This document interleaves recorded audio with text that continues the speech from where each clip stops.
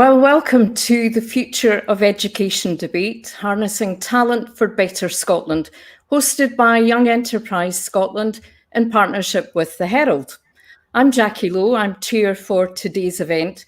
Now, we've only an hour to discuss what's a key issue for the future of education and our economy, so I'm going to keep the formalities to a minimum.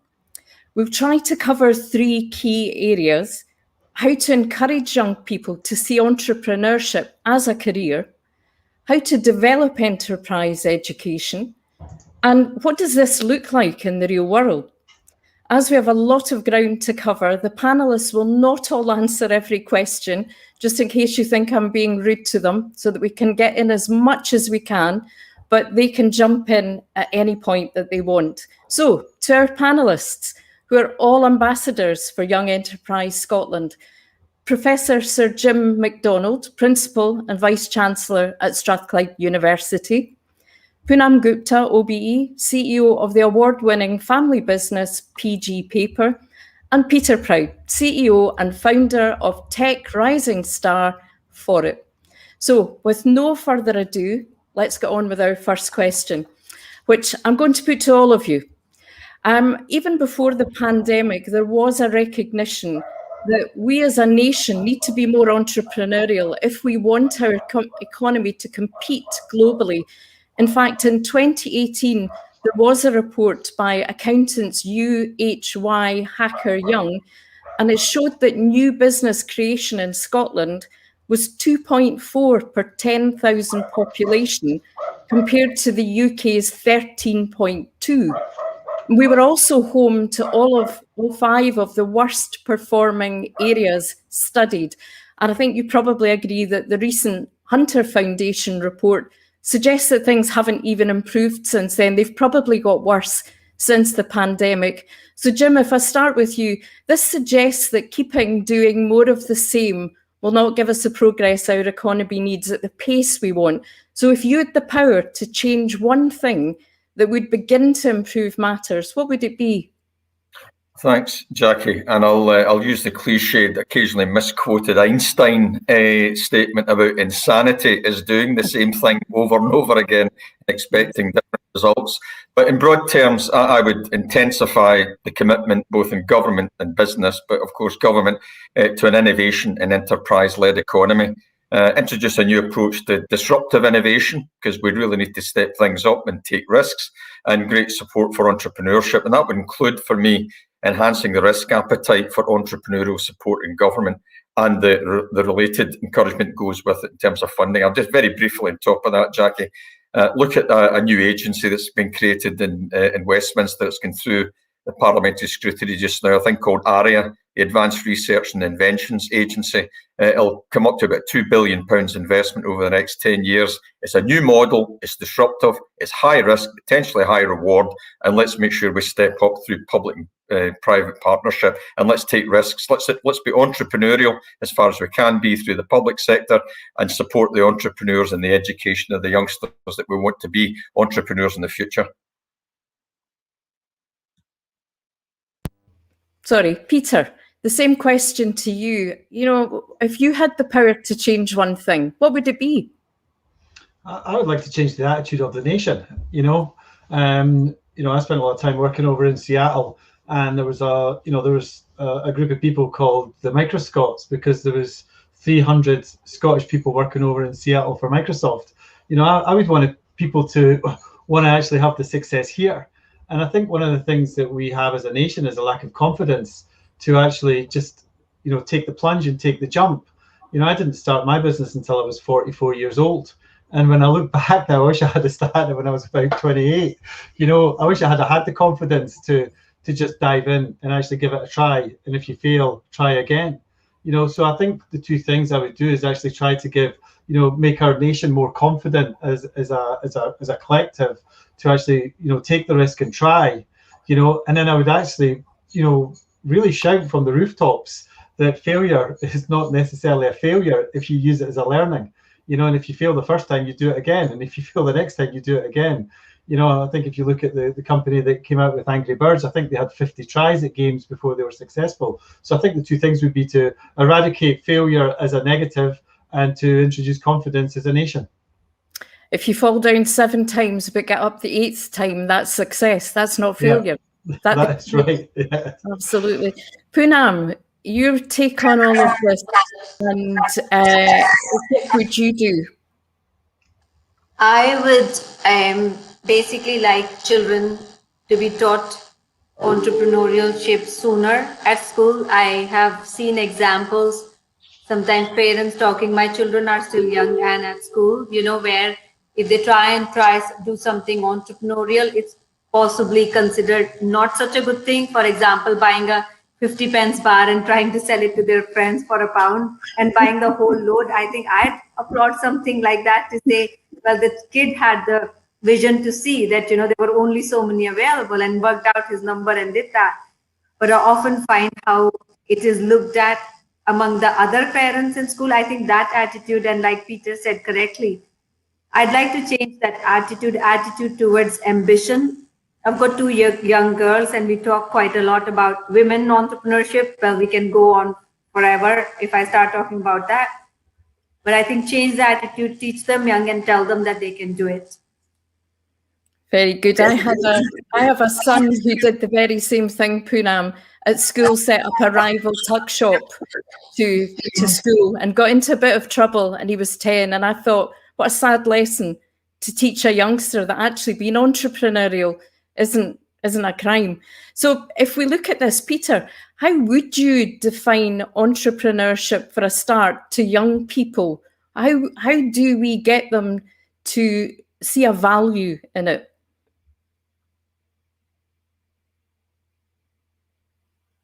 Peter? Oh. You should find me £10 for that one for a charity, right? the cardinal sin of being on mute. So entrepreneurship is all about building a business, that solves problems, either environmental or business for profit. It's all about taking risks, building an organization that creates value through delivering value to clients. And if you think about what businesses are, and people only buy something in business for 2 reasons. One is either to sell it on at a profit or to make yourself, more efficient, and if I was to then expand that out and say, what is an entrepreneur and what do they need to have as attributes? I think the key one is tenacity, the ability to keep going and not give up. I think it's all about ideation and come up with great ideas. They've got to learn leadership skills, team working, attention to detail. And I think other things that need to really kind of adopt is empathy and kindness, because as an entrepreneur, you've got to understand, how to get the best out of people by being a good person. I mean, in sport's got a massive part to play in this. I think, being competitive in sport is very similar to being competitive in business. So it's coming through the schools. Anyone that wants to be a budding entrepreneur, I would encourage them to get involved in sports and team sports, because, they're going to get some very good foundations around about discipline, tenacity, leadership, teamwork, etc., to actually make themselves successful later in life. Poonam, when you talk to your daughters and you're talking about entrepreneurs and things like that, do you think there's an age to start that from, or is it never too young to allow them to have that free rein? I think they are never too young to have that free rein. I think, I guess there are 2 schools of thought here. My children are children of an entrepreneur, so they hear it, they live it, they breathe it. They've seen me working since I think they've opened their eyes, and that's all they understand, how they've seen my life, and they get it because they are born with it. But that doesn't mean that entrepreneurship cannot be taught. It doesn't mean it can be inculcated. I think if children start young at school and are given that, feeling, that confidence again, that is being talked about, that, nothing is achievable out there if you put your mind and heart to it. You've got to try. One of the hardest thing to do is to start. That's what we say about entrepreneurship. When we can learn English, maths, alphabets at such a young age at school, all it takes in the beginning is maybe to teach them, perhaps stories about, what could inspire them, intrigue them. And that way, I think we can actually start teaching our children pretty young, that there is a life which is called entrepreneurship. You don't necessarily have to work for others. And even if that happens, you have anybody has an ability to work in senior management, in leadership roles. I think leaders can be created with right education, right environment, even if they don't see it at home. Jim, do you think that young people that you come across would regard entrepreneurship as a career option?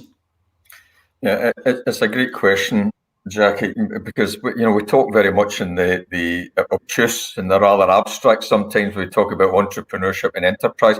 Let me give you an analogy, Jacqui, which might be helpful. I'm an engineer, so I tend to think in diagrams and case studies. Forgive me. So I have the privilege of being president of the Royal Academy of Engineering. And I've actually spoken to Jeff about this at Yes. So STEM is one of the challenges of the age. We want to get more young women and men into science, technology, engineering, maths, and indeed medicine. So the Royal Academy has set up a programme called This is Engineering, because people didn't really understand what it meant. The technicians, is it design, is it creativity? Of course, it's all of these things. So we've created a very interesting pack of web resources, and I think Yes can do this to support, getting the young people in Scotland understanding what entrepreneurship and enterprise is. And in the Royal Academy example of promoting STEM through This is Engineering, we've had over 50 million hits. 50 million hits in the past couple of years. And we're showing a palpable growing interest from young women, not in particular, but certainly young women and young men making that choice then into their career. Now, I would suggest we need to do the same through that storytelling. Why don't we set up a set of web resources that's This is enterprise or This is entrepreneurship, and rather than bamboozle, let's have storytelling. Let's have particularly young people. In the Royal Academy of Engineering case, it's dominated by young people who have been successful in engineering and technology and innovation, many of them having set up their own company, and let's do that. And another proposal I'd make, and Jeff can decide whether or not he wants to pick up on it, let's establish in Scotland, This is Enterprise Day, where Yes and all of the agencies, schools, universities, colleges, business in particular, celebrate for a day what enterprise and entrepreneurship is all about. That will attract attention. We get excited about it, and folk will start to understand what it actually means through that storytelling. Yeah, so there's a need to actually begin to communicate what it means rather than by osmosis or thinking that youngsters will pick it up. Poonam, you were talking there about, young people and talent. Do you think that, following on from Peter's comment, that there should be a more proactive approach to identifying talented youngsters in the way that we are now looking at STEM, we're looking at sport and all those other things? Do you think that it's important that the talent is identified early, never mind nurtured, but actually identified? Well, okay, there are always some kids who are going to shine through as athletes. You can tell at a very young age their ability to shine through. But, Peter made an example that he became an entrepreneur at 44. So I don't know if it's about, I don't know if the right thing to say is whether we should look for that talent which is actually exceptional will shine through anyway, whether we look for it or not, like we find in some of the athletes, but we encourage that by, involving them in various sports at school. So how do we encourage that entrepreneurial spirit at school? How do we, I'll give you a very quick example. There is this program which comes on the TV with Sir Alan Sugar. And, the last time he had this business partner chosen, I remember a couple of years ago, this lady decided to do an Instagram calls to young children, just inspiring them, talking to them, taking their questions. Oh my goodness, my daughter was so excited because this lady and we were sitting beside each other. She's like, oh my God, this one is calling. She's so famous. I said, excuse me, I think I would like to think I'm a more successful, businesswoman that this young lady calling you. But she was just so excited because she sees this person on telly. And, you look at your rock stars and all, they are role models for children. Why? Because they're famous. And I think that's why entrepreneurial stories need to be told. Because young children, for them at school, if it can be told in a funny, nice, positive way, I think that can make a huge impact on their lives. So if we take that and follow on with it, Peter, do you think then that we need to have entrepreneurship courses, a more hands-on vocational approach to teaching business skills, to exposing kids to entrepreneurs coming into the classroom, and helping with this positive attitude that you're talking about that we need to produce around entrepreneurship? So this is a really good question, and I've actually started to work a bit with Jim on this very topic in Glasgow University. I used to speak on the MBA course at Edinburgh University, and one of the students asked me a question, because I'd had the company about 5 years at that point, if I could go back and give myself a presentation about all the things I wish I'd have known day one when I started the company, having been in enterprise for 20 odd years, what would that presentation be? So I actually thought that was a good question. So I actually went and thought about it and put it together and came up with this whole presentation about the kind of crawl, walk, run of taking a business from ideation to commercialization. And I gave that course, or I gave the presentation to the students, and it basically covers everything from, building the product, getting the marketing, getting the pricing, getting it to clients. It's like getting offices, hiring staff, and it's a kind of, it's only an hour presentation, but I basically covered off every single thing. And if I had that presentation when I was a kid, I wouldn't have made some of the mistakes I made when I started. So I think that's what's important. And also it's seeing other people being successful. I had a kind of bit of space in my office. It was only about 1,600 square feet. So I decided to grab a couple of startups to come in and use my space and just give them a bit of help.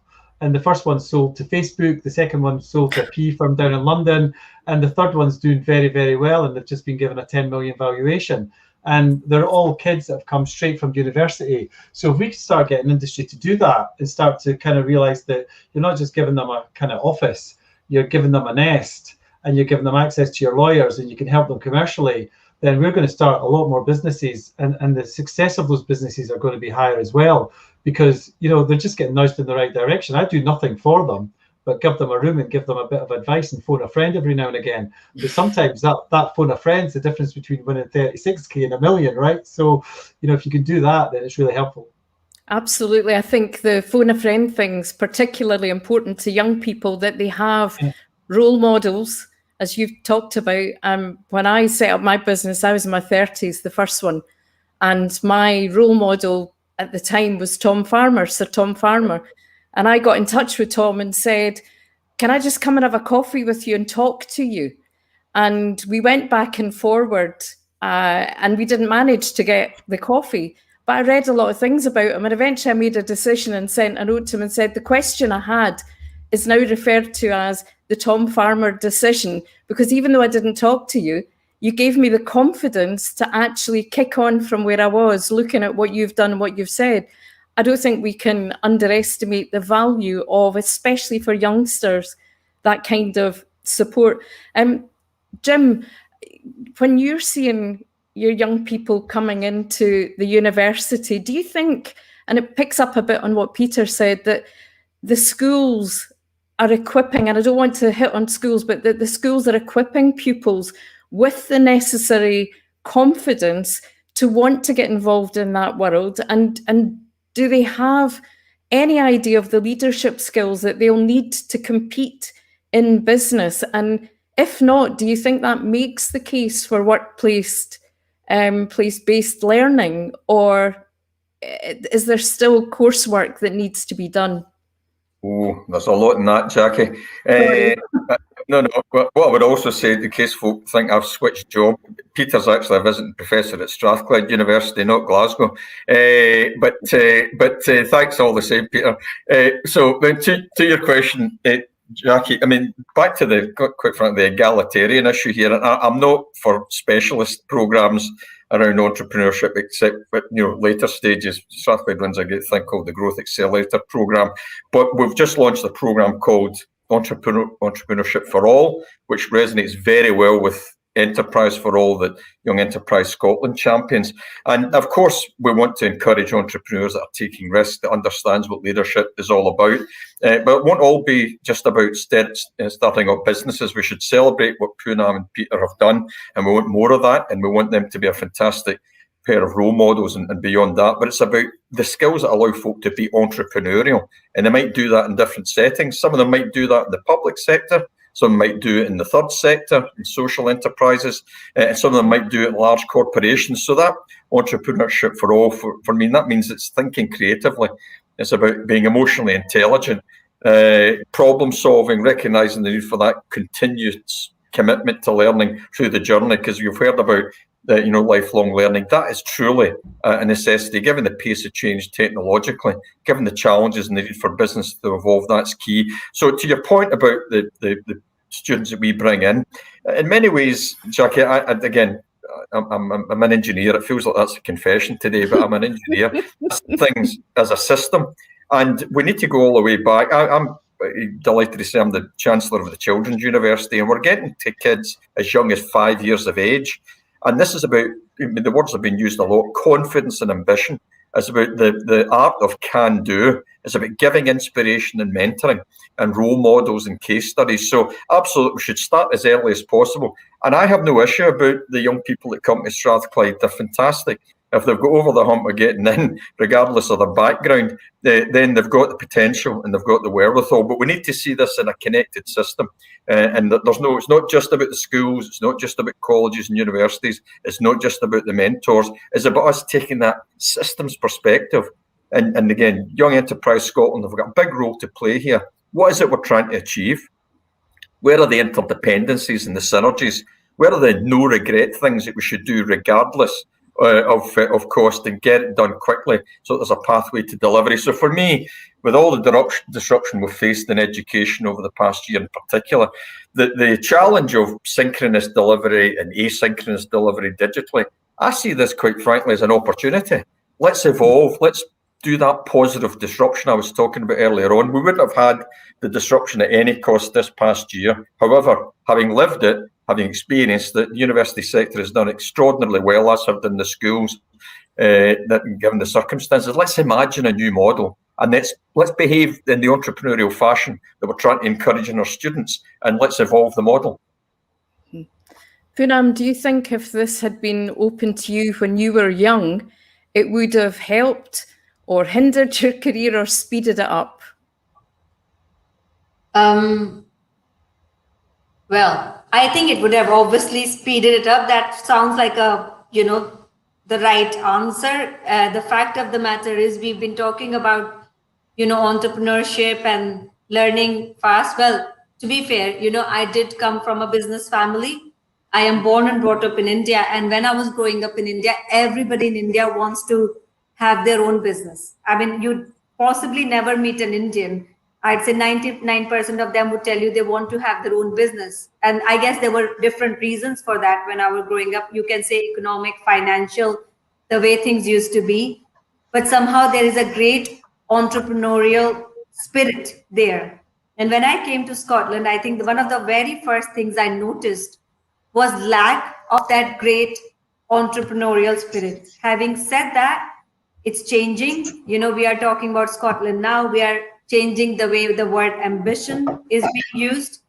A lot is changing, but I believe that change can always happen faster. I think I go back to the same point. What YES is doing is showing these young people, lot of young people will come to me and say, I want to do this, but I don't know where to start or how it can be done.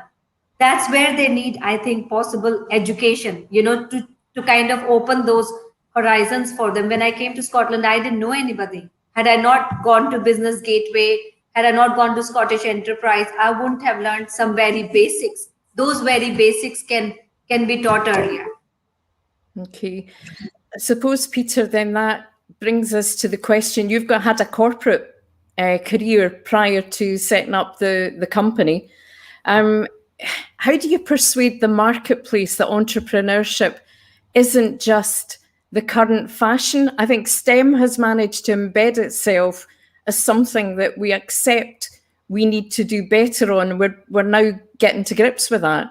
But can we say the same about entrepreneurship in the marketplace? I don't think entrepreneurship's a new thing, right? I mean, I quite often talk about the book, the autobiography of Andrew Carnegie, and it was written in 1918. you know, and if you read that, it's one of the best business books about. It's all about not being leveraged. It's about selling things for more you buy, build innovation, etc., right? It was written in 1918, so it's not a new thing. And also the other point I'd like to say is I couldn't have built my company that I've got having not been in the enterprise world for 20 years, because we built large enterprise systems and software that build, you know, big global problems. So actually sometimes you do need a bit of a long apprenticeship before you can go into certain industries, because, you know, to go through certain things like the PRA, the Prudential Regulatory Authority, to be able to build a solution that can underpin a bank is pretty complicated, right? And it takes a long time to learn that kind of stuff. So, you know, so entrepreneurialism can come in at any time. You know, it's about, you know, learn your trade, learn how to deliver, learn how to create value, and then capitalize on it. I mean, the first foray into entrepreneurialism was actually when I worked for Microsoft, and I started a company as a joint venture. So, you know, we put in my group 5 million, City put in 11 or 12. We built a company together as a JV between Microsoft and Citibank, and then I actually liked working for Microsoft. The guy from Citi didn't like working for Citi as much as I liked for work, because we were chatting about who was going to be the CEO, and I was like, I'm staying here, you go and do it.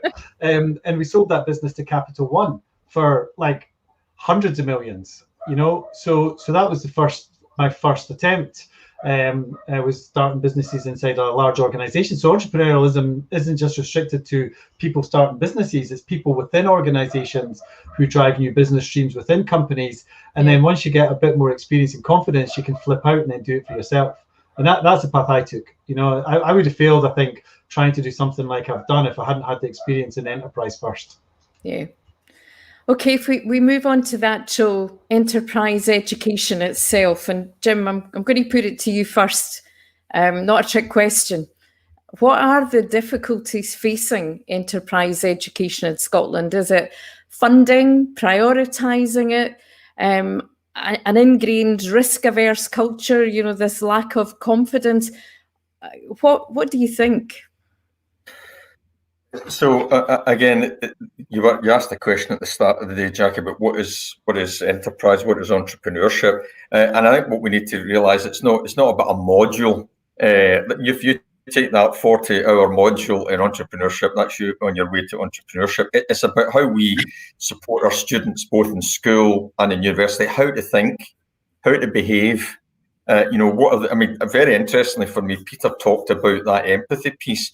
And again, I'm going to generalise, forgive me, but I mean, the younger generation, now that ages me right away, Jacqui, could describe it like that. But the social responsibility and its authenticity in young people just now is rich, it's deep, and they really want to make a difference. So as we teach our subjects, whether it's a technical subject, whether it's social sciences, humanities, whether it's engineering, whatever it might be, welding into that, here's what enterprise and entrepreneurship means in that context. Now, there are core things that Poonam touched on that we should teach, the basic building blocks about, planning, strategy, how to raise money, how to manage organizations.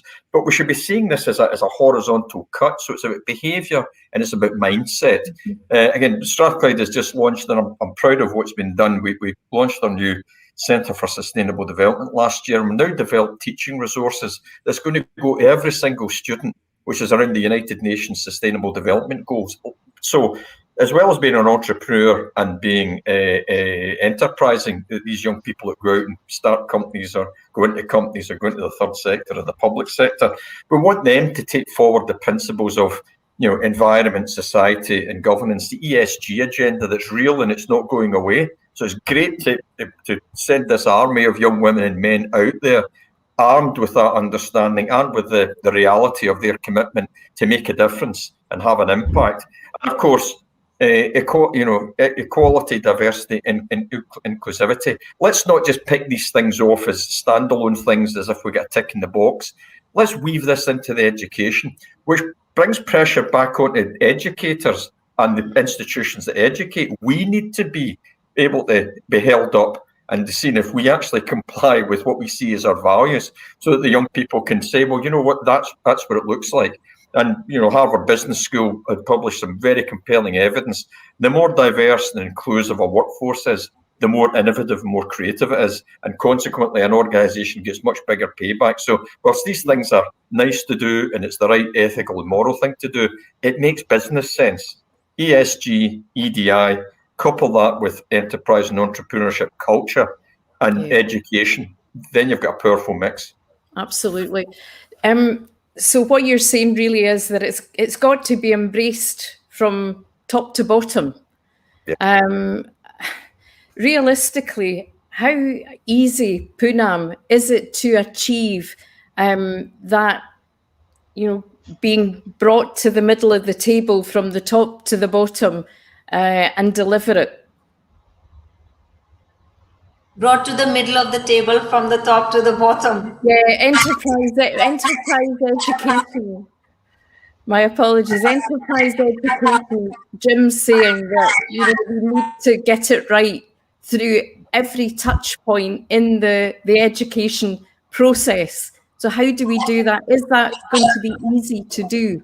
I think it's actually really easy to do, because we touched earlier upon, how do we study in our MBAs? We study with case studies. Why are case studies interesting? Because you look at a case, how it started, where it ended up, where was the journey. Is that inspiring in itself? I think it absolutely is. We talked about starting early. We talked about inspirational stories. We talked about role models. We talk about strategy planning. These are the basic building blocks. Now, I can speak from my experience. When I came to the UK, I didn't know any business people here. I only knew 3 people, the family I got married into. I knew that I'll have to get some basic knowledge about how business is run. In the UK, what are the very basics? What's VAT? What's HMRC? Some very, what is SAGE? It's an accounting program, heard about it. A lot of these courses I acquired the essential knowledge for export. Sometimes a day's course, which was being run by Scottish Enterprise or some organization somewhere that I could get hold of. My accountant taught me a little bit of accounting. Yes, I had learned it at school. Accounting, another thing that I think every business person should at least be aware of it. What does it mean? Am I making a profit or am I making a loss? I think it's quite easy to tweak the education and bring people into it and teach them that, it's not very difficult to be an entrepreneur. I said it earlier, a lot of young people come and ask me, yes, but it's okay for you, but we don't know where to start. It's just showing them where to start, talking about people who didn't know how to start and they did it. I think it's quite easy. Okay. Peter, I want to sort of move on to touch on some of the things that you were talking about, and Poonam's just mentioned as well. We're saying it's easy to get started and whatever, but where do the role models come from to engage young people? Because Jim, I'm not even saying I'm remotely of the same era as you. I'm the oldest person in this group. And young persons may be going to listen to me for certain things, but how do we get that connection so that there is engagement with people they can relate to? Because surely younger entrepreneurs are actually important parts of their business's development. So they're maybe not in the right place to want to do that kind of thing. Or am I being unfair? It's interesting because, well, the closest exposure I've had is the 3 startups that were started in my office alongside ours at the same time. And all of them, it was their first jobs because they left straight from university. The first one was 2 big ears. They had a augmented reality 3D audio headset idea where they had software that could, create virtual reality sound in 3D in the ear, right? Great idea. I didn't know if it was, I thought it sounded good to me when they came and spoke to me about it, but I didn't know enough about it. But I knew the head of audio at Rockstar North. He used to work for me at Microsoft. So I phoned him and said, hey, this sounds good to me, but, you tell me. And he was like, this is a great idea. I love this. So, Alistair told me it was a good idea. So I dragged them in my offices and they came and asked me a lot of things and advice every now and again. And they just were like sponges. They soaked it up and they listened and they acted. One of them came to me and said, oh, we've missed our numbers and the board's beating us up. I went, well, go and tell them you're going to sack them. You know, you can fire the board if you want to. You know, they're shareholders, but you can still fire them, you know, off your board, you know, and tell them what you want for them. So it's all about, you know, it's just giving them the courage and tenacity, you know, to keep going. So there is a balance between being tenacious and being kind, you know, and you've got to, it's all about getting that. But certainly in my experience, the three young, and also the other thing that's interesting in this, right, every single one of them had a really interesting attribute of all the startups. They all came in pairs. Right, so it was never one, it was two. And if you look in the history of technology companies, you know, Steve and Apple, you know, Bill and Paul and Microsoft, there was two brothers and Lotus Notes, you know, they tend to come in pairs, you know. So every single one of the companies that we've helped, it's all been two youngsters straight from university, one more commercial, one more tech. They had a nice balance together, and it's all about building high performing teams. So yeah, I mean, I'm not ancient, right? I'm in my 50s now, but these kids who are you know, early 20s were nothing but sponges, and they listened. And even me, I've got people on my board, and there's a, you know, old saying, if you want to go somewhere, go with somebody who's been before, you know. So I've got people on my board, you know, who are all very senior people in business, and I turn to them for advice. My chairman only says the same thing to me every time: keep going. You know, that's the only advice he ever gives me, because, you know, I answer most of the questions myself in the discussion with him, and he drags it out of me without telling me a single answer.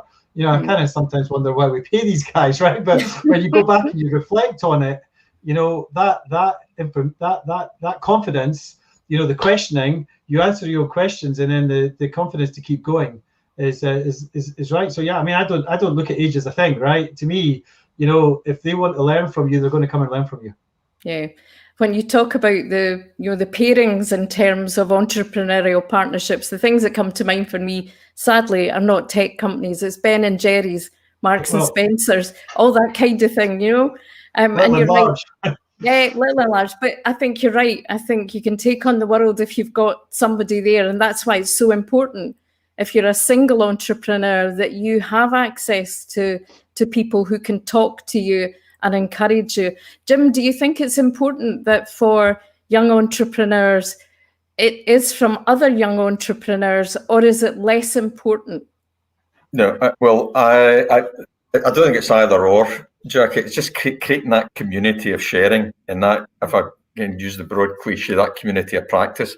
The new programme that we've launched at Strathclyde, which I would encourage you to have a look at, it's called Strathclyde Inspire, which has really got this broad educational base beneath it. It's very experiential, and it's full and surrounded by alumni entrepreneurs, spin-outs, spin-ins, experienced and seasoned entrepreneurs, and relatively new and fresh entrepreneurs sharing their woes and their trials and tribulations. I'll go back to what I said earlier on, Jacqui. That's maybe one thing that we can do at pace, is to capture those lessons. I mean, in different ways, we've all said similar things. That storytelling, that lived experience, that, you know what, I've made that mistake before, and here's how I dealt with it. And also not to preach, because I think it's always very difficult, and I suspect I'm like my other colleagues in here, I never like to be told what to do, but I like to hear from others how they've dealt with issues. So the story about here's how I've done it, not here's how to do it. As soon as you get to the here's how to do it, I think the shutters start to come down. So, you know, something like the This Is Engineering website, have a look at it. It's dominated by young people. Excited, ambitious, energetic, and whilst it's predominantly about STEM, Jacqui, the majority of them are entrepreneurial, and they're either working in big companies or they've spun out, they've taken the risk of that out. So for me, this cacophony of voices of successful and ambitious and energetic young people and less young people and seasoned individuals, that's the key. And we need to, you know, we've said it in many ways, you know, there are key lessons here, and it's a bit ephemeral, but, you know, ambition and confidence is critically important as early a stage as you can possibly inculcate that, and getting that idea of, you know, you can do this is great. But the more young voices that we share, have sharing this, the better for me. And that's one thing I will say, a question you asked me earlier on. I mean, this asynchronous education and what have you, very, very challenging. And that's another thing where we need to bring innovation and entrepreneurship into the education system. The more we don't rely on, you know, virtual reality asynchronous delivery, we're going to come up against the trouble of digital poverty. So we need to make sure that the digital support for youngsters, regardless of where they are, is absolutely of the best quality, because the talent out there, regardless of background, regardless of wherewithal, is really keyed into their personal skills, their personal ambitions. And I'm sure there are stories we can all share that some of the best minds have come out in the most troubled and challenged backgrounds. So let's make sure we don't accidentally turn the tap off there by getting them stranded because of lack of access to digital technology, and just keep the doors open, the digital doors, the virtual doors, the physical doors, and get as much of a support resource as we can out there in all parts of education journey. I think that's really important. And I think there's something there about, you're right, adversity has created some significant entrepreneurs, and they did it on their own, not knowing there were other like-minded people out there. So Peter, can I ask you, do you think there's an argument, because you sort of touched on this earlier, for setting up specialist entrepreneurial academies, for want of a better word, the same way that you talked about the efforts that are going into sport, and others would argue with music? There was a recent Logan report that advocated, I think it was putting computer science at the heart of the Scottish curriculum. Do you think there is merit in doing the same for enterprise education? I'm not sure I agree with that, actually, because I think entrepreneurial needs to be weaved through the fabric of education across all faculties, because we need people coming out of biology, starting pharma companies. We need engineering businesses. So I think modern education should be all about learning a core subject, and entrepreneurialism in the same way as you need to be able to read and write and do a balance sheet and understand how to work a computer. So I actually don't think it's possible. I think you can have separate business schools where you learn, as we do today with accounting and economics and the such like. But I think it could actually have a negative effect if you actually try to spin people out, because I don't view myself like Jim. I think we've got pretty similar backgrounds when it comes to our subjects. I'm an engineer. I came from an engineering background in avionics as well. So I'm an engineer first, and then I've got a company, and so that's the way I think it should be looked at. In this world of kind of flash in the pan, Simon Cowell said something really interesting a few years ago. He said it was an overnight success after 25 years hard work, right? There's a few entrepreneurs out there that have become billionaires in 2-3 years, but these people are few and far between. The vast majority of entrepreneurs are people, it took us 6 years to get our business to profit, because we were building a product all that time, and it takes 6 years to build something as large as we built. So therefore, you do need the tenacity and the understanding to keep going. So I'm not sure I would agree with that. I don't think we need an entrepreneurial school as such. What I think we do is we need to have universities embracing entrepreneurialism and making it part of every single faculty across the university and getting it weaved into the fabric of education. Poonam, how do you feel about the concept of entrepreneurial schools rather than waiting until university level? Well, I am actually in agreement with everything Peter said there. My first degree is also economics honors, and then I went on to do my MBA. But entrepreneurship is not something that, we should have separate schools for, I guess, all those basic knowledge, the physics, the maths, believe it or not, when we read it at school, some days I would think, when will we ever use it? I'm using it all right now when I'm trying to procure this essential COVID equipment to India, the gas flows and this and that and everything. I think that knowledge is important, but we touched upon an important point there. We talked about sports. We talked about, special, how we encourage sports in school. The same way, we can encourage entrepreneurship in school. Most of the time, at least when I get invited to speak, it's generally at university level or, business conferences or, but how many times have I ever received an invitation from a school to go and speak to the children?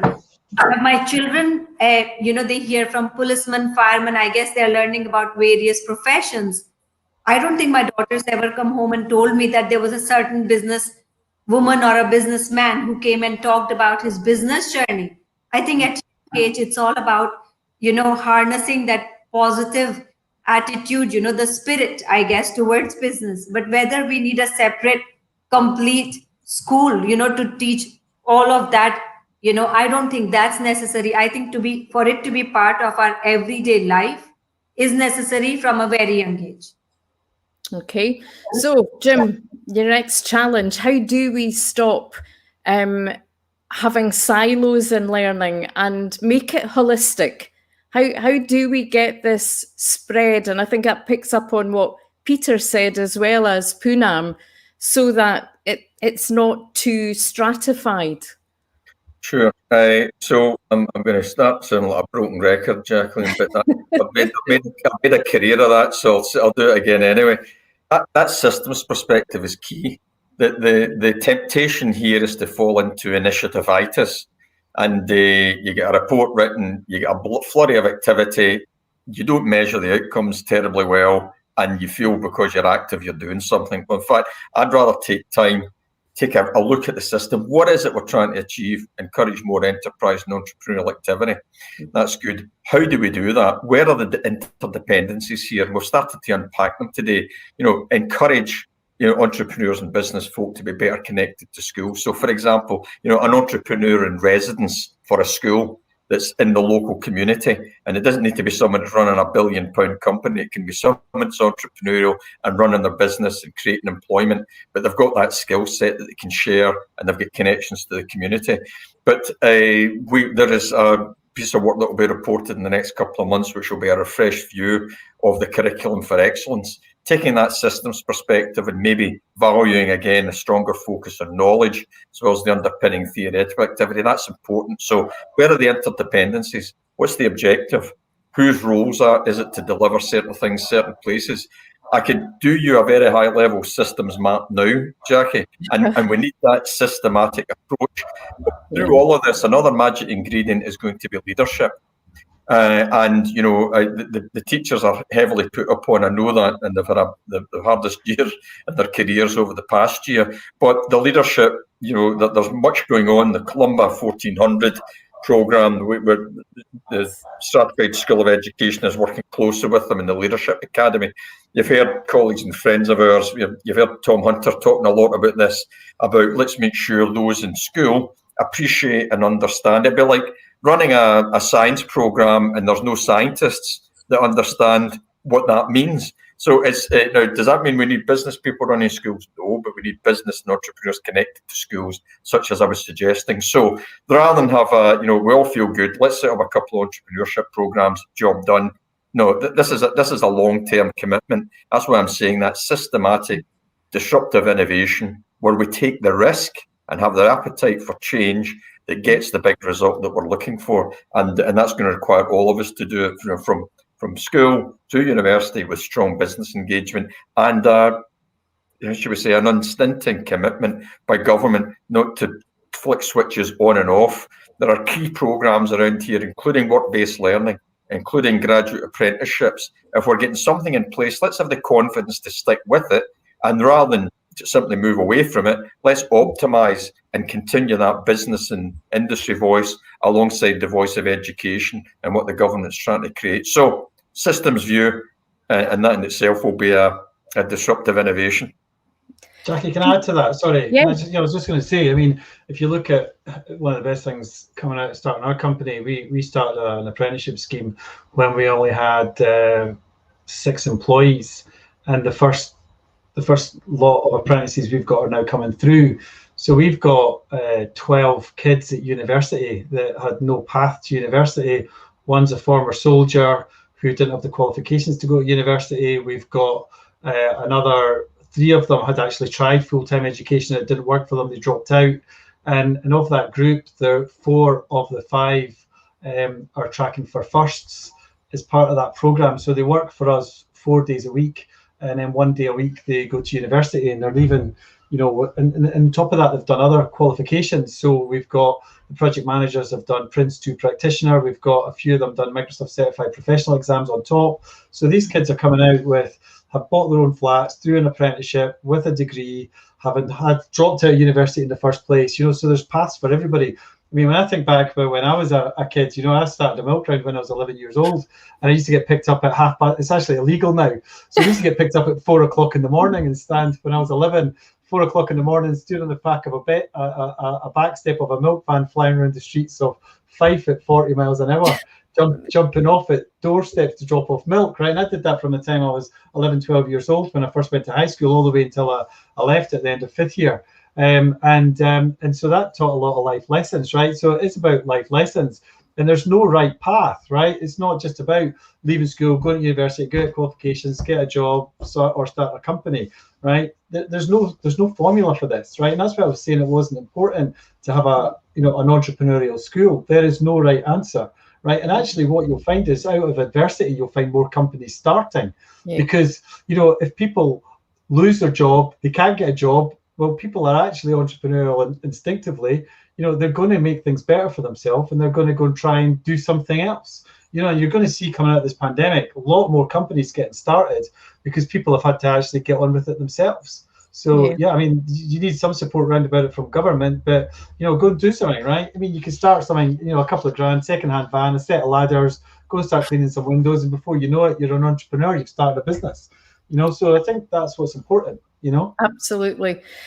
To bring all of that together, because we're sort of coming towards the end of the time, what you've all talked about there is this system and all the different elements and all the bits that need to be, they're all moving parts. But if no one takes responsibility for something, it's always somebody else's thing to deliver. So Poonam, you first. Do we need some kind of, I hate this word because we used to have too many of them, some figurehead or czar to pull this together? Because as you said, Jim, government have got their agenda here, other people have got all their agendas. How do we actually pull this together? Do we need a figure or an organisation to drive this forward? Poonam. It was happening automatically. I'll be quick. I have been very open and openly speaking about a radical change that we need in our education system, that, we do need to start. I talked about it earlier as well. I've been talking about it on all the boards that I pretty much sit on, to say this needs to start early.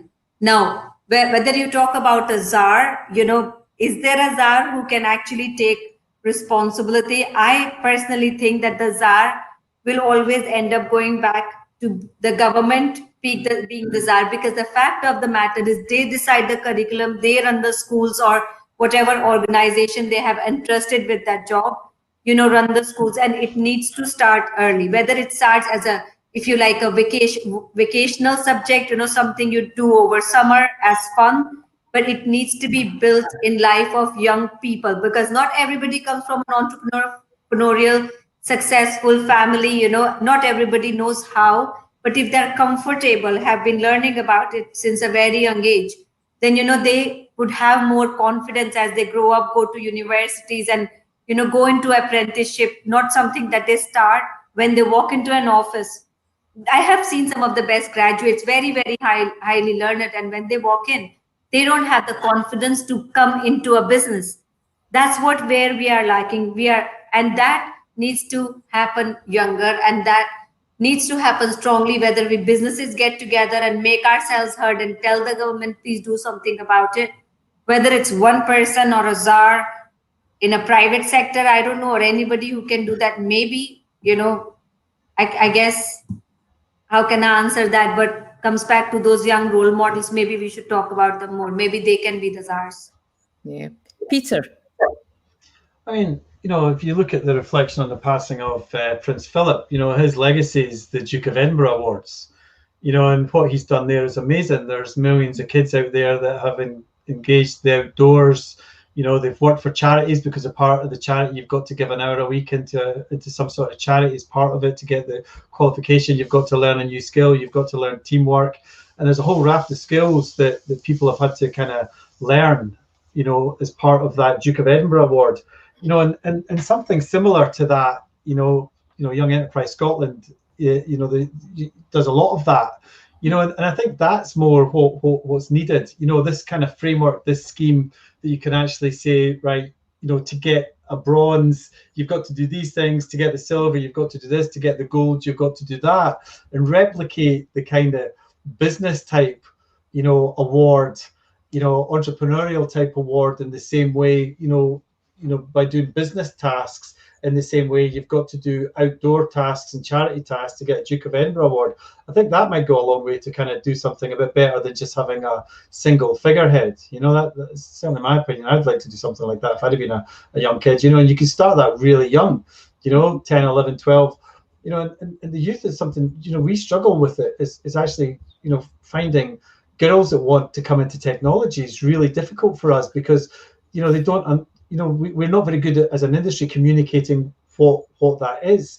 And, you know, we find that more girls are adopting the project management side rather than the software side, but, you know, the software side is actually very, you know, very good towards the kind of skills that a lot of these young girls have. So, you know, to be able to kind of, you know, weave in some of the more technological understanding as part of that award as well would be quite a good thing. Yeah, sorry, I went on a bit there, but, you know, I'm quite passionate about it, you know. No, and that's the thing we go back to about attitudes and behaviours. You know, people, you know, like you and Poonam need to be out there and visible and leading. Jim, final word to you. Thanks. I'll make it brief, Jacqueline. So I'm not terribly attracted to appointing a czar. At one point in government north and south of the border, we had more czars than a Leo Tolstoy book. But what I would suggest that, look, this is a collaborative effort. The danger here is we say that she or he is in charge of this. Then it's someone else's job to lead this, and we need to be careful. It's about collaboration. So for me, and Mark Logan's just shown a great journey over the past year, 18 months around that, you know, digital technology piece and digital tech. So I would say between business and industry, government and the academic sector, it's about co-creation, co-design and co-investment, because we can't drop it all at the feet of the public sector and government. This is going to be, it's in business's interest to have these fantastic, well-educated, ambitious, entrepreneurial young people coming out. So it's in our collective interest.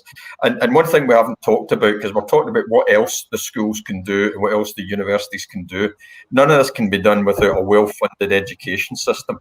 And the schools, of course, are